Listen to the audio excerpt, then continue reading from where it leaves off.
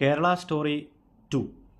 Kerala story 2 എന്ന് പറയുന്ന സിനിമയ്ക്ക് ഒരാൾ ഹൈക്കോടതിയിൽ പോയി സ്റ്റേ വാങ്ങിയത് ബീഫ് എന്ന് പറയുന്ന സാധനം കേരളത്തിലെ മതപരിവർത്തനം ചെയ്തു പോയ പെൺകുട്ടികളുടെ വായിലേക്ക് കുത്തിത്തിരികയില്ല എന്നുള്ളതായിരുന്നു അവരുടെ വാദം. അത് കേരള സംസ്ഥാനത്തിൻ്റെ മൊത്തത്തിൽ നാണക്കേടാവുന്നു, കേരളത്തിൻ്റെ മതേതരത്വം തകർന്നു എന്നൊക്കെ പറഞ്ഞിട്ടാണ് കേസ് കൊടുത്തത്.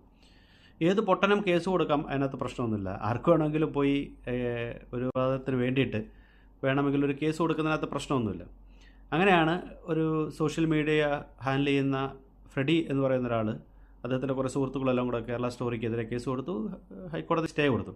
എന്നാൽ ഇന്ന് ഹൈക്കോടതി ആ സ്റ്റേ പിൻവലിച്ചു, പ്രദർശനാനുമതി നൽകി സിനിമയ്ക്ക്.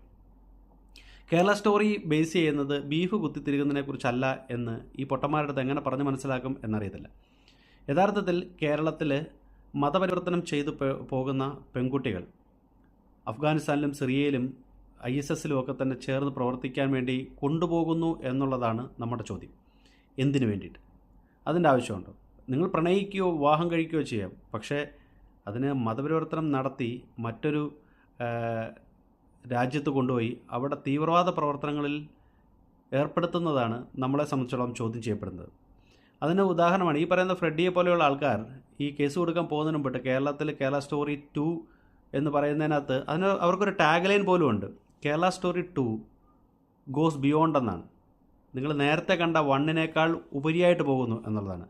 അതിനകത്ത് ബീഫ് കുത്തിക്കയറ്റി കൊടുക്കുന്ന ഒരു സംഭവം രാജസ്ഥാനിൽ നടന്നതാണ്.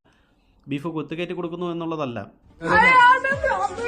ബീഫ് വായിൽ വെച്ച് കൊടുക്കുന്നു, അതിനുശേഷം ചോദിക്കുന്നു ഇതെന്താണെന്ന് അറിയാമെന്ന്. സോയാബീൻ അല്ലേ എന്ന് ചോദിക്കുന്നിടത്ത് അല്ല ഇത് ബീഫാണെന്ന് പറയുമ്പോൾ ആ പെൺകുട്ടി ഛർദ്ദിക്കുന്നു. ആ വീഡിയോ സോഷ്യൽ മീഡിയയിൽ വൈറലായതാണ്.